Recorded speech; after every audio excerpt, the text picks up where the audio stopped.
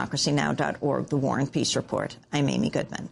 The House approved an $819 billion stimulus package Wednesday, marking one of the most expensive pieces of legislation ever to move through Congress. Despite an all-out lobbying push by President Obama, the bill passed without a single Republican vote.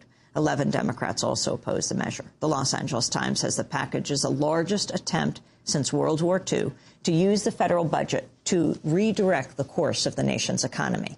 The two-year stimulus plan totals $275 billion in tax cuts and nearly $545 billion in domestic spending.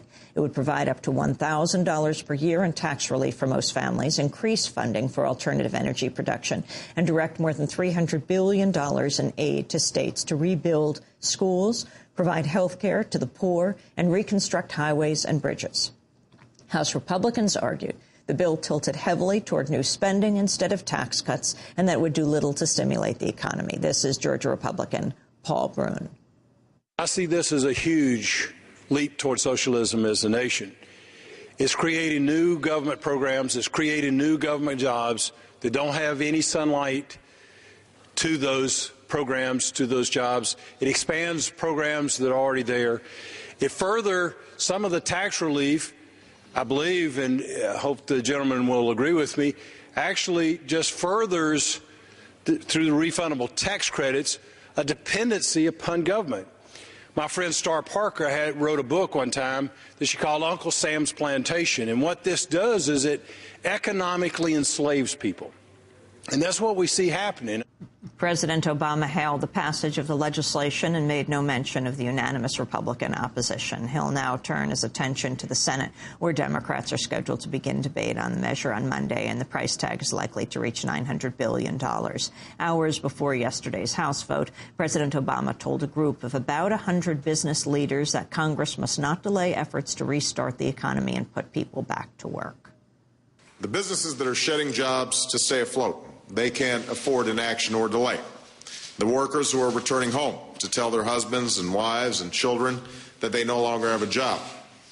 And all those who live in fear that their job will be next on the cutting blocks, they need help now.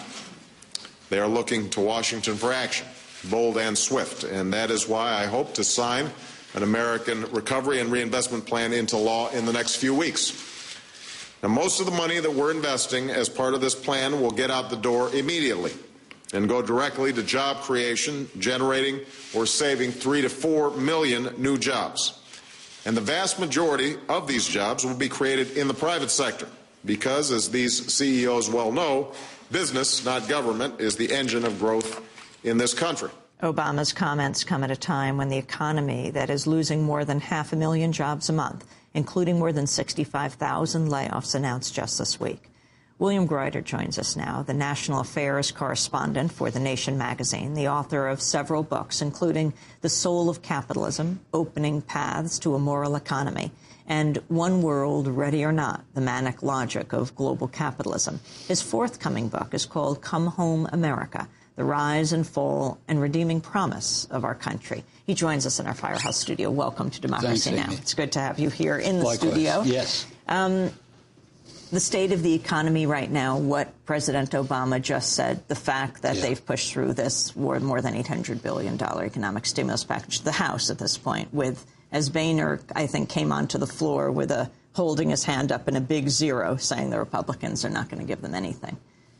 The Republicans, it's very clear. They are staking out a sort of what they think is a no-lose, hard right position. We will be against anything significant this new president is attempting because we know it's going to fail, not because it's Obama's fault, but because this force, the negative forces bearing down on our economy and the world, are overwhelming. So they think, 6 months from now, they will say, we told you this was socialism, we told you this was wasteful, etc. I think they're wrong on several scores. I think the president is doing what he said he would do. He's trying to be bipartisan, and I suspect he will keep doing that regardless of the Republican position, because he understands that the country's in deep trouble, and people are not interested in another cat and dog fight. They want to see something happen. If it doesn't work, do something more, try something else. But the idea of just standing back and making their ideological speeches about socialism is ridiculous. It seems like the person who's leading the way now, who lost a little support over the last few years, but is coming back with a vengeance, is Rush Limbaugh leading the charge. Is he pounding that drum? Well, he's welcome to it. I think there's a long-term political strategy that the president is following, which is good for him and good for the country, maybe. In which he said he's speaking not to Rush Limbaugh, not to John Boehner and the right-wingers in the Congress. He's talking to just folks all across the country, including Republicans. Now, I'd like you to lay out what the terms of this bill are, what the package are, but then I want to go beyond the Democratic-Republican spectrum about what you think needs to happen. What's in this bill? A lot of really good stuff that will be stimulative, just because it either keeps people working or it creates new jobs, and begins these deeper reform imperatives the country faces, like energy conservation and conversion, like ecological protection, expanding health care for people, especially at the bottom end of the income ladder. It's in any other season, Amy, it would be quite extraordinary to stand back and see what they're doing. In our present circumstances, I have to say it is probably not enough. Well, you've said it's 2 or 3 times too small. Yeah, I mean, you can measure what's missing now in demand and business activity, and lay it alongside this package, and this package looks way inadequate. I think the White House understands that, but they're not going to triple it. What they are doing is starting a process that will at least perhaps slow the hemorrhage. I'm sure that's their hope. There are a bunch of obstacles that I think make it very difficult to get out of this ditch. One of them is scale, the scale of what kind of response you're another is the financial system, which, despite the hundreds of billions pumped into banks, is still essentially dysfunctional. And they're now wrestling at the Treasury Department and the White House with, okay, how do we change the game that Henry Paulson and the Republicans played for 6 to 9 months unsuccessfully? And you expect someone like Timothy Geithner, who yesterday we had on Independent Senator Bernie Sanders, who was opposed to his confirmation, saying he was part of this massive problem. Do you expect that he would be able to? I am among those who urged our new president not to appoint him for that very reason. And did you talk to Obama about that? No. I'm just in the pages of The Nation. I'm not sure he's a reader, but perhaps he will become a reader as things get worse. I've been writing for some months. The system is not just broken and not just injured.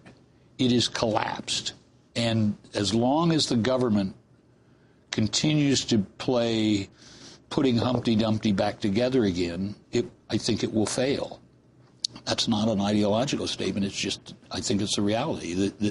And so I hope, without great confidence, that Larry Summers, the economic advisor, and Tim Geithner and the president decide to take a deep breath, jump over the political barriers, and say, we are taking control of the banking system temporarily, maybe for a few years.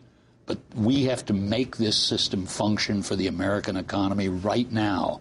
And handing them the money and asking them to do the right thing is not sufficient. We know that. It's not just their excesses. It's the fact that the banks have a very clear self-interest in not lending, in not beginning investment. They're hunkering down, trying to save themselves from total failure. Once the government makes that recognition, then it can direct things more forcefully and intelligently. And I don't expect them to do that, but I just add this. I hope that the president is saying to his economic wizards, okay, we're going to do your plan, your halfway steps, and there are many parts to it. But what's your second plan? When this doesn't succeed, what do I do then? Because if they don't do that, they're going to wind up caught in the same game that Henry Paulson and George Bush were caught in. You try this, you throw some money this way, throw it that way, nothing happens, and then you come back with a new plan and so forth. Bill Greider, we're going to come back.